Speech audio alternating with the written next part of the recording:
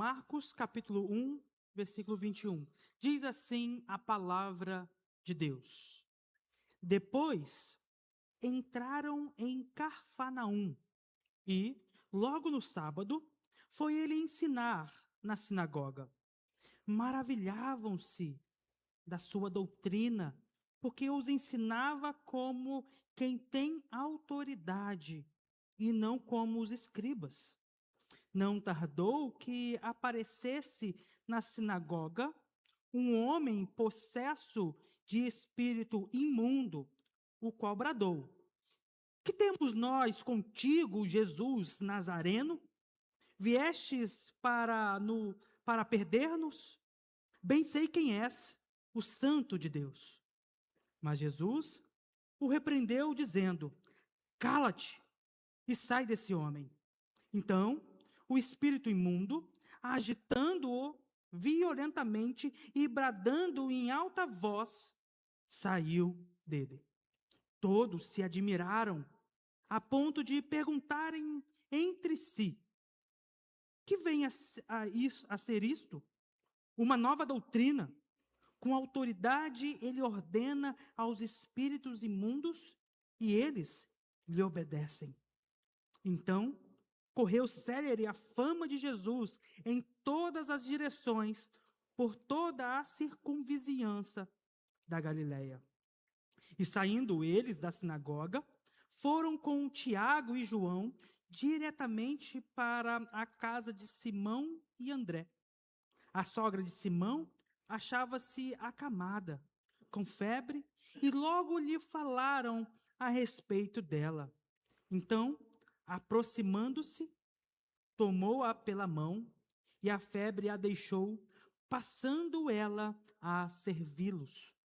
À tarde, ao cair do sol, trouxeram a Jesus todos os enfermos e endemoniados. Toda a cidade estava reunida à porta. E ele curou muitos doentes de todas as sortes de enfermidades. Também expeliu muitos demônios, não lhes permitindo que falassem, porque sabiam quem ele era. Tendo-se levantado alta madrugada, saiu e foi para um lugar deserto, e ali orava. Procuravam-no diligentemente Simão e os que com ele estavam. Tendo-o encontrado, lhe disseram: Todos te buscam. Jesus, porém, lhes disse: Vamos a outros lugares, às povoações vizinhas, a fim de que eu pregue também ali, pois para isso é que eu vim. Então, foi por toda a Galileia, pregando nas sinagogas deles e expelindo os demônios. Até aqui a leitura da palavra de Deus. Vamos orar mais uma vez. Santo Cordeiro de Deus. Ó Senhor, Tu és um Deus poderoso, o Deus que envia o seu próprio Filho. Envia o seu Santo a este mundo. E Ele tem autoridade para fazer todas as coisas. Ó Senhor, que nesta noite nós possamos nos render à autoridade de Jesus. Nós possamos confiar em quem Jesus é. Ó Senhor, fale conosco, fale ao nosso coração e transforma, Senhor, a nossa vida para a Tua honra e para a Tua glória. Em nome de Jesus que nós oramos. Amém. Irmãos, como conhecer alguém? O que você faz para conhecer uma pessoa? Hoje em dia tem alguns reality shows que é 24 horas ali em exibição na televisão. Em 24 horas você vê aquela pessoa o tempo inteiro. E aí, às vezes, você se depara com algumas atitudes dessas pessoas que não são boas atitudes. Às vezes, você se depara com outras atitudes que são boas e você fica até se perguntando: eu não sabia que era assim. E é assim também no casamento. Nós conhecemos nossa namorada, mas depois que a gente casa, nós vamos conhecer a nossa esposa, nosso esposo. Então a gente precisa viver com as pessoas para de fato as conhecê-las. E aqui nós vamos ver 24 horas com Jesus. Jesus começa o seu dia no sábado e ele vai terminar no domingo pela manhã. Então, Jesus chamou aqueles 4 discípulos e agora, de início, ele vai passar 24 horas com Jesus para conhecer a rotina desse Jesus, para conhecer este mestre. Então, o tema do meu sermão nesta noite é: renda-se à autoridade de Jesus. E para isso eu tenho 3 conselhos para que você se renda à autoridade de Jesus. O meu primeiro conselho é: escute o ensino que confronta para libertar. Então você precisa escutar o ensino de Jesus para que você seja liberto de todas as coisas. Veja, versículo 21 e 22. Depois de quê? Depois que Jesus chamou os seus discípulos, depois disso, eles entraram em Cafarnaum e logo no sábado foi ele ensinar na sinagoga. Então veja, Jesus acabou de chamar os seus discípulos e agora ele vai para as sinagogas. E aqui, Jesus ele é muito certeiro em ir em um lugar que as pessoas têm o costume de estudar a palavra de Deus. Então, Jesus vai intencionalmente para este lugar para anunciar as boas novas, para anunciar a verdadeira boa nova que vem por ele. Então, Jesus, ele escolhe a sinagoga e não um templo, porque templo só tem um. E sinagogas tem várias sinagogas. Quando você tem ali 10 famílias, você tem mais uma sinagoga. É como se fossem plantando sinagogas, mas só tem apenas um templo. Então, Jesus vai nas sinagogas porque ali tem mais pessoas e ele vai ter agora mais influência sobre essas pessoas. Então, Jesus ele vai estrategicamente escolher lugar que as pessoas já estudam a palavra de Deus. Por que ele faz isso? Porque ele usa da sua vontade de aprender a palavra de Deus como um instrumento para te apresentar as Escrituras. Então, ele vai usar de uma forma para atrair os ouvintes aquilo que ele está ensinando.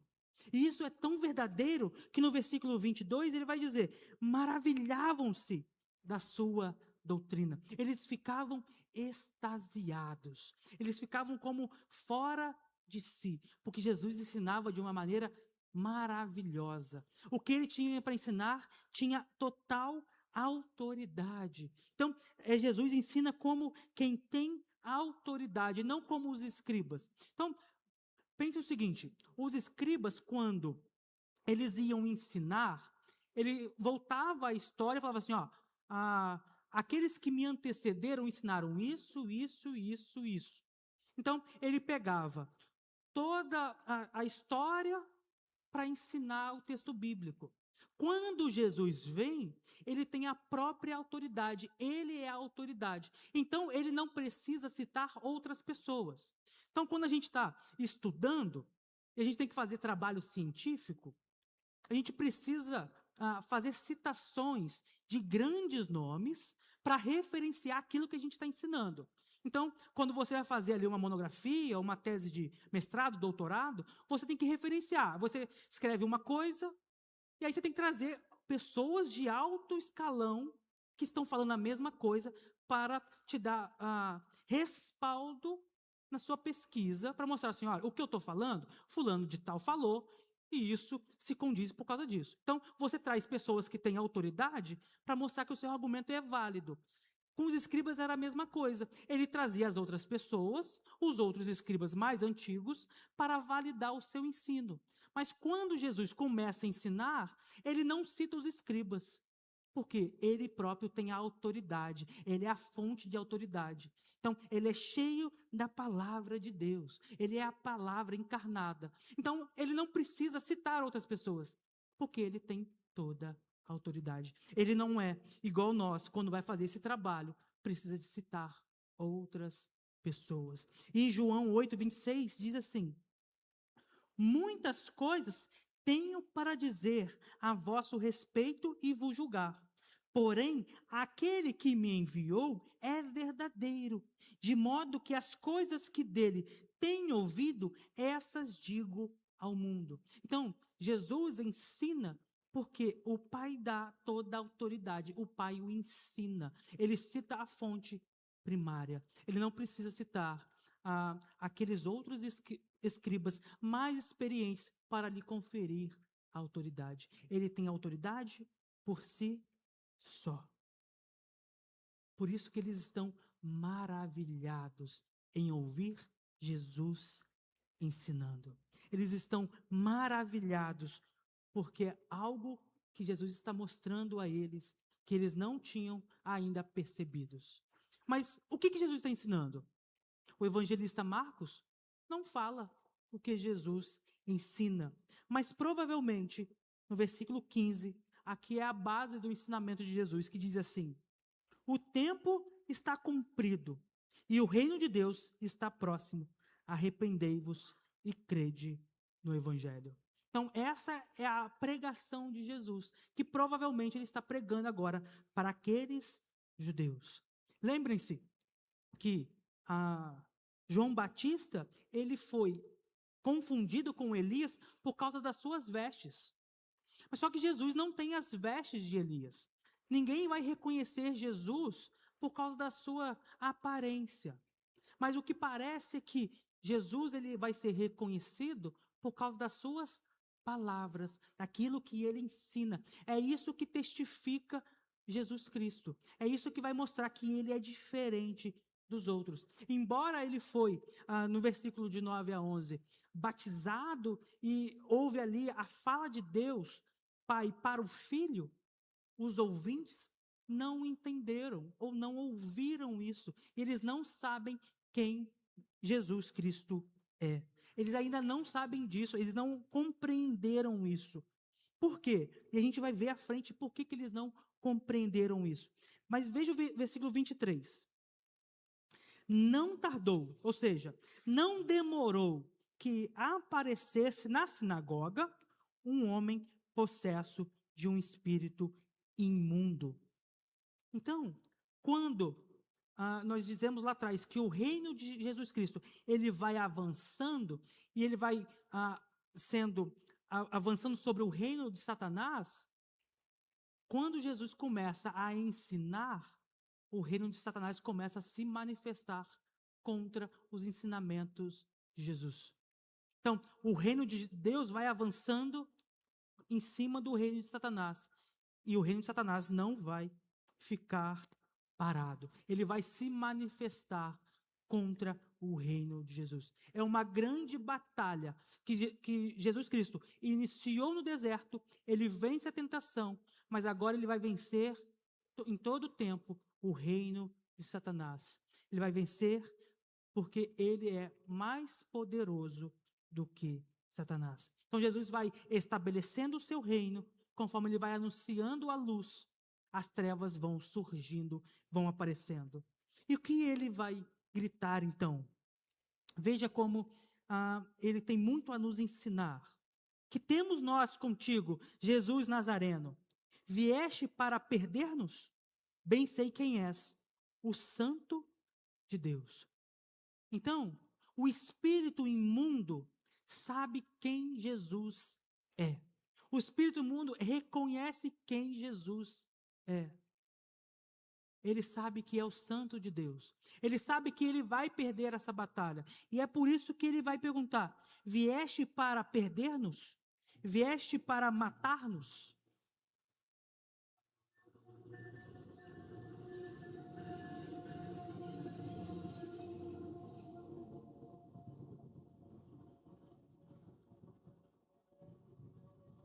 Então, esse espírito maligno, ele reconhece a natureza de Jesus. E veja que ele vai falar: que temos nós contigo? Mas que nós é esse? Quem são esses que fazem parte do nós aqui? O nós são os espíritos malignos que vão aparecer em todo o evangelho. É como se ele estivesse se levantando e sendo o porta-voz dos espíritos malignos. Porque o Senhor veio para nos destruir. O que temos nós contigo? Porque eles sabem que eles vão perder esta batalha. Mas o versículo 25 mostra mais alguma coisa importante. Jesus o repreendeu, dizendo: cala-te e sai desse homem. Jesus não conversa com o espírito maligno. Jesus, assim como tinha autoridade para chamar os seus discípulos, assim como ele tem autoridade para mandar que o mar se aquiete, ele tem autoridade para enviar um espírito demoníaco, para tirar esse espírito demoníaco de uma vez por todas, para expelir. Não tem aqui uma briga entre o espírito demoníaco e Jesus. Não tem assim uma pequena batalha. Tem apenas a autoridade de Jesus. Assim como ele chamou, assim também ele expele aqueles espíritos imundos. Ele expele o espírito imundo. E qual que é a resposta, então, do espírito imundo? Versículo 26. O espírito imundo, agitando violentamente e bradando em alta voz, saiu dele. Então, quando nós somos chamados por Deus, como nós somos chamados pelo Senhor, nós obedecemos porque Ele tem toda a autoridade. Mas quando Jesus manda que o espírito saia daquele corpo, ele obedece, porque Jesus também tem toda a autoridade sobre os espíritos malignos. Ninguém tem mais autoridade do que Jesus. Por isso que nós precisamos nos render a este Deus poderoso, que tem toda a autoridade. Os escribas ensinam e nada acontece. Jesus começa a ensinar e logo um espírito imundo se manifesta. Logo um espírito imundo se rebela contra Deus. É o próprio Jesus que expulsa os demônios pelo Espírito de Deus. É isso que ele vai ensinar em Mateus 12, 28. Por isso, logo é chegado a vós o reino de Deus. Nós não precisamos ter medo dos espíritos malignos. Eu creio que eles ainda agem nos dias atuais. Ainda há uma guerra, uma batalha espiritual sendo travada entre o reino de Jesus e o reino das trevas. Isso ainda existe. Isso ainda acontece. Mas é no nome de Jesus que esses espíritos batem em retirada. É no nome de Jesus que eles somem da nossa presença. É do nome de Jesus que as pessoas são libertas de uma vez por todas. É Jesus que tem a autoridade, não somos nós. Nós não temos esta autoridade. É Jesus quem faz a sua obra. Então, assim, quando a palavra vai entrando no nosso coração, vai transformando a nossa vida, nós somos libertos de uma vez por todas do poder do inimigo. Mas nós não podemos pensar que o inimigo não batalha contra a nossa vida. Ele está ao nosso derredor. Nós devemos estar atentos a isso. O tempo inteiro. Devemos resistir ao diabo. Devemos estar atentos. Nós não podemos brincar com essas coisas. Devemos nos alimentar constantemente da palavra, devemos fazer aquilo que é agradável a Deus.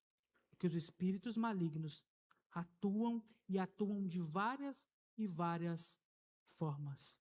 Nós vamos ver lá na frente o apóstolo Pedro sendo cheio do espírito maligno, falando coisas horríveis a Jesus. Mas ele não gritou, ele não esbravejou, mas ele foi contra os planos de Deus. Muitas vezes nós damos ouvidos ao inimigo e fazemos aquilo que agrada a ele, que agrada a Satanás. Versículo 27, então ele vai concluir essa parte dessa história.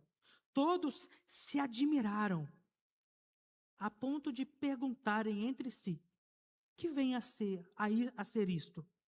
Uma nova doutrina. Com autoridade, ele ordena aos espíritos imundos, e eles lhe obedecem.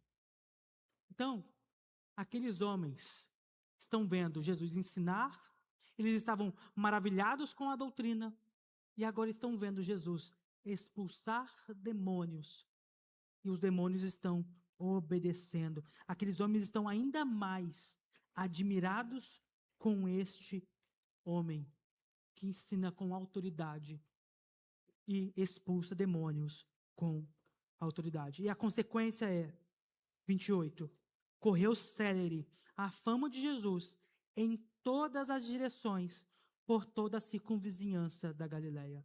Então, depois que Jesus ensina, a fama de Jesus começa a correr em todas as direções. Então, Jesus vai à sinagoga, ensina, esse povo se admira, os escribas reconhecem a autoridade de Jesus.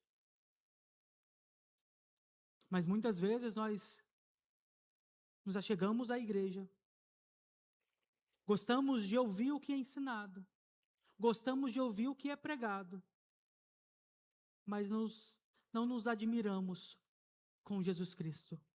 Muitas vezes nós não amamos a Jesus. Muitas vezes nós não nos rendemos a Ele. Só gostamos de ouvir, só gostamos de participar, só gostamos de cumprir a agenda, de vir à igreja aos domingos. Mas nós não podemos ficar desta mesma forma. O ensino deve ferir o seu coração, deve machucar o seu coração, para que você se renda a Cristo. O ensino vem para mudar as suas concepções. Às vezes, você vai sair daqui com o coração machucado. Não porque aquilo que eu desejo é machucar o seu coração, mas porque a palavra penetra, a palavra corta, a palavra machuca. Mas quando a palavra machuca o seu coração, você deve ficar muito grato, porque a consequência disso é adorar a Deus. A consequência de ser machucado pela palavra é ter cura, é ter vida, é ter paz em meio ao caos. Então, muitas vezes, a palavra vai nos machucar, vai nos ferir, mas vai nos sarar. Aquele homem estava possesso. O espírito foi expelido. E agora, essa fama de Jesus corre pelo que Jesus realizou. Então, renda-se à autoridade de Jesus Cristo. Como Marcos nos chama a nos render a essa autoridade? O primeiro conselho foi: escute o ensino que confronta para libertar.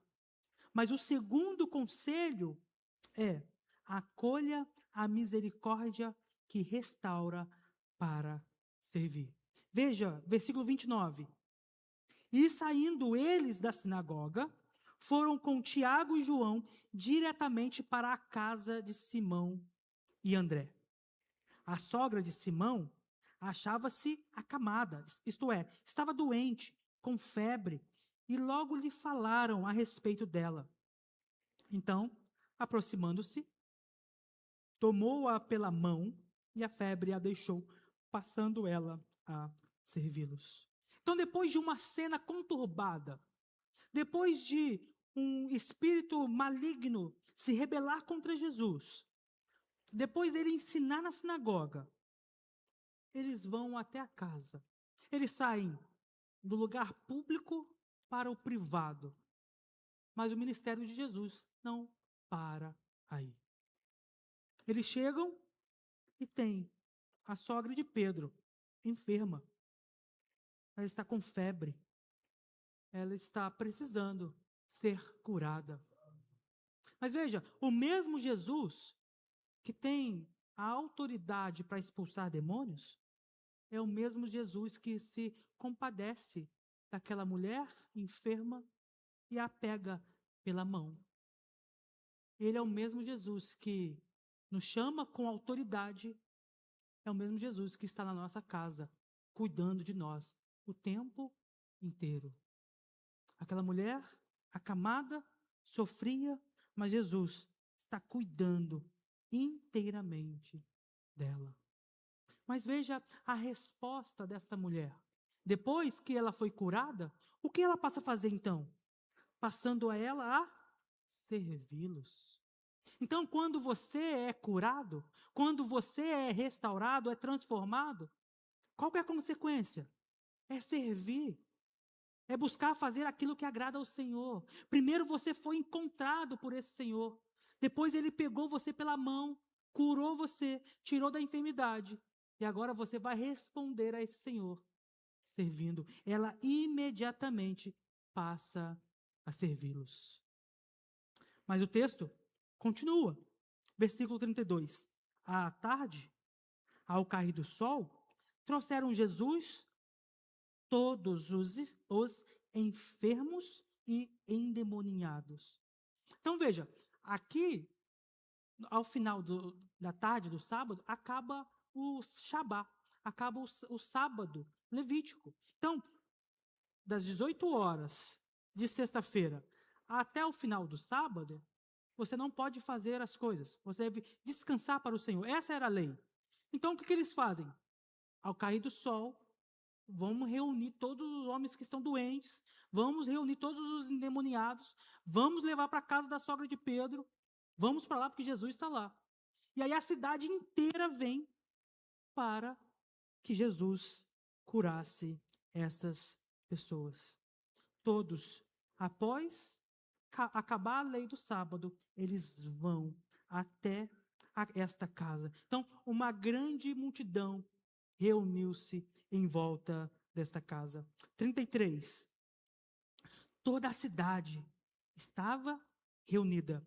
Então, era muita e muita gente em volta da casa de Pedro. Em volta da casa da sogra de Pedro.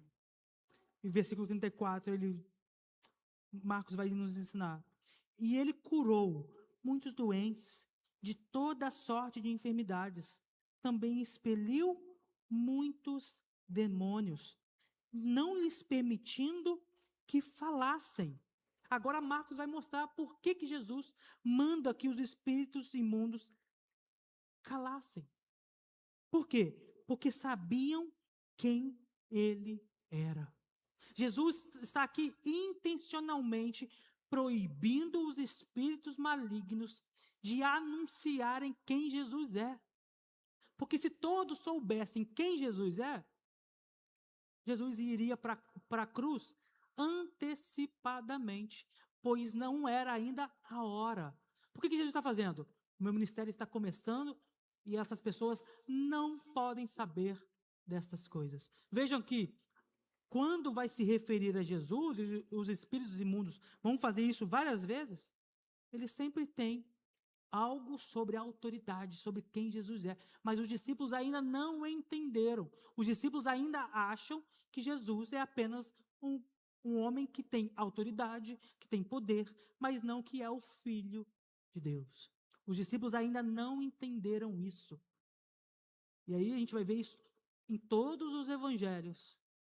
Depois que Jesus morre, eles vão para cada um lugar que ainda não haviam entendido de fato quem Jesus era. Então, Jesus não deixa que os espíritos malignos revelem a sua pessoa. Ele manda, calem-se. Não é permitido que falem. Isso é autoridade. Não deixar com que um espírito maligno se manifeste. Fique calado.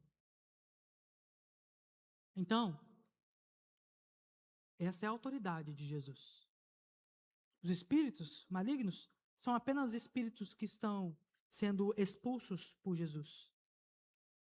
A doença é apenas algo que Jesus cura facilmente, sem dificuldade. Assim como ele tem autoridade para expelir demônios, ele tem autoridade para curar, para trazer a sogra de Pedro à tona.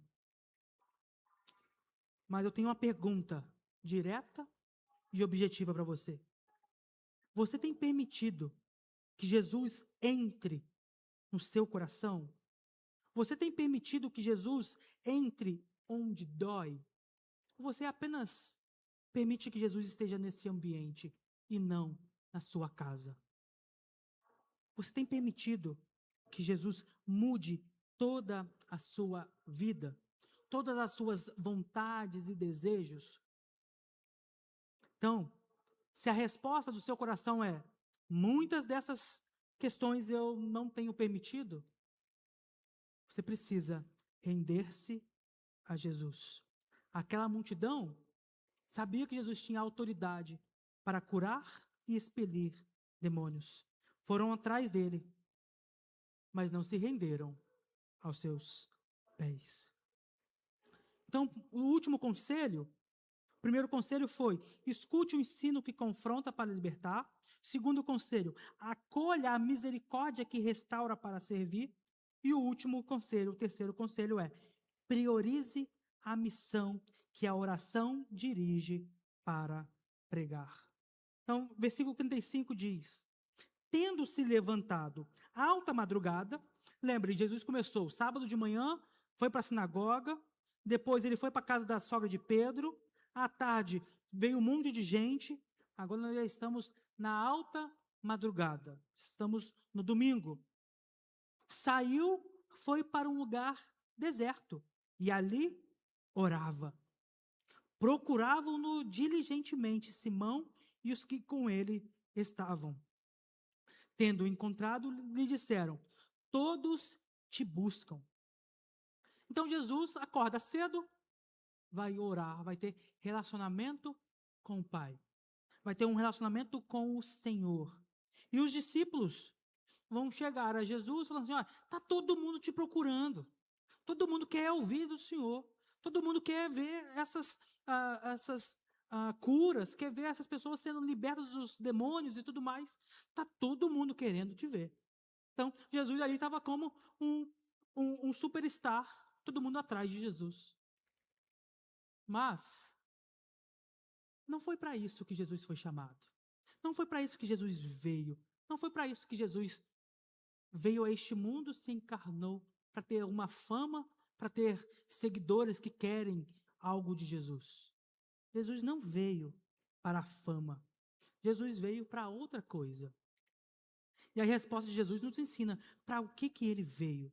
Versículo 38 diz assim: vamos a outros lugares, às povoações vizinhas, a fim de que eu pregue também ali, pois para isso é que eu vim. Então, a cidade estava procurando Jesus. Jesus falou: não, nós vamos para outras cidades, nós não vamos ficar aqui, vamos para outros lugares, porque eu tenho que pregar o evangelho a este povo que não conhece. Ele não continua com aquele povo que já está o seguindo. Ele vai para outras vizinhanças, para onde ele é desconhecido, a fim de que eu pregue. Isso que move Jesus. Depois que Jesus para, em alta madrugada, começa a orar, ele tem a orientação de Deus, que não é aquele caminho. Vai para outro lugar, vai pregar o evangelho em outros lugares. Esse é o foco. É a pregação constante do evangelho.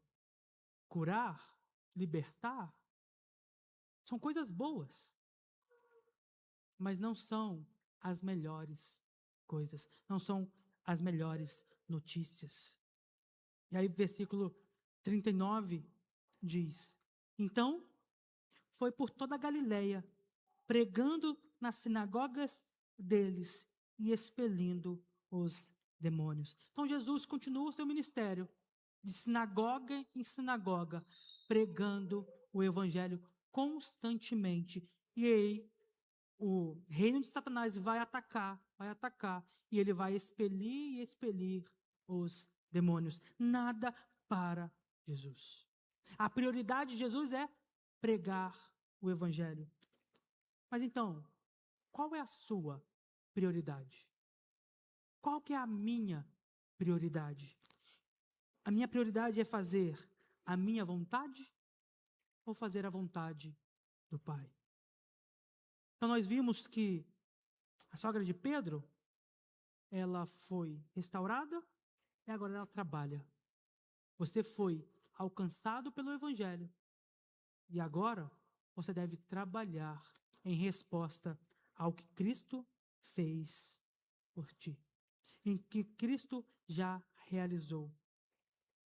Marcos, então, nos colocou hoje diante de Jesus por 24 horas para acompanhar a sua rotina. Jesus, ele é muito maior do que se dizem por aí, que ele é apenas uma ideia legal. Ele é um rei sofredor que vai sofrer em nosso lugar. Na sinagoga, Jesus não fica debatendo, ele ensina com toda a autoridade. Ele não fica perguntando, ele fica afirmando. É um veredito de Deus que ele expõe à luz que mostra então que as pessoas estão em cativeiro. Talvez nós estejamos há muitos anos na igreja, admirando, concordando, sabendo muitos textos bíblicos, muitos hinos, fazendo parte de muitas coisas, mas ainda não nos rendemos.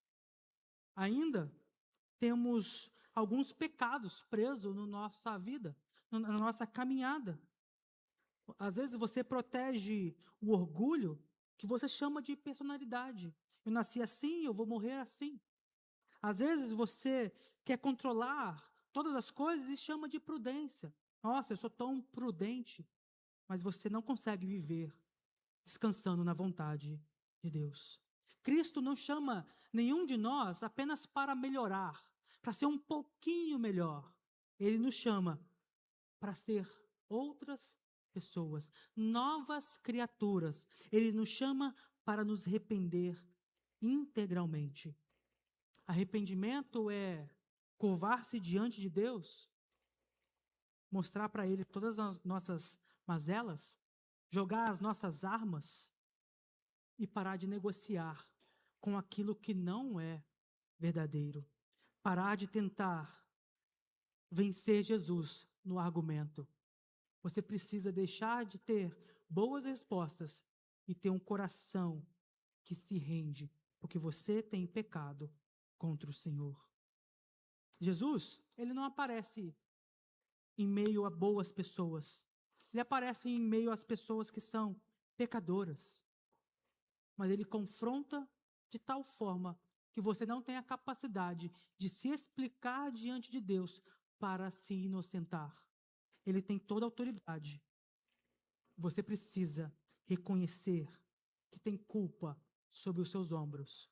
Você precisa deixar esses fardos. Você precisa deixar de viver ansioso. Precisa deixar de viver em si mesmo e encontrar alegria naquilo que é descartável. Só Cristo pode dar satisfação ao seu coração. Por isso, para concluir, irmãos, Jesus, nessas poucas horas, tem muito a nos ensinar. Jesus tem autoridade para expelir demônios. Jesus tem autoridade para curar. Jesus tem autoridade para ensinar. Jesus também tem autoridade para nos salvar. Nós não podemos achar que nós vamos ser salvos porque nós somos legais, bonitos, ou que temos uma boa aparência, ou que o nosso testemunho na sociedade é um bom testemunho. Isso tudo é muito importante, mas isso não salva. Você não tem a capacidade de colocar um tijolinho no céu, querendo dizer que estou preparando a minha casa. É Jesus quem prepara, mas você precisa perguntar a si mesmo: quem governa a minha própria vida? E para responder isso, você precisa pensar no que você gasta o seu tempo, o seu dinheiro, a sua vida. O que é mais importante para você? O que você pensa quando acorda? Você precisa refletir sobre aquilo que você mais perde o seu tempo. Que Deus nos abençoe.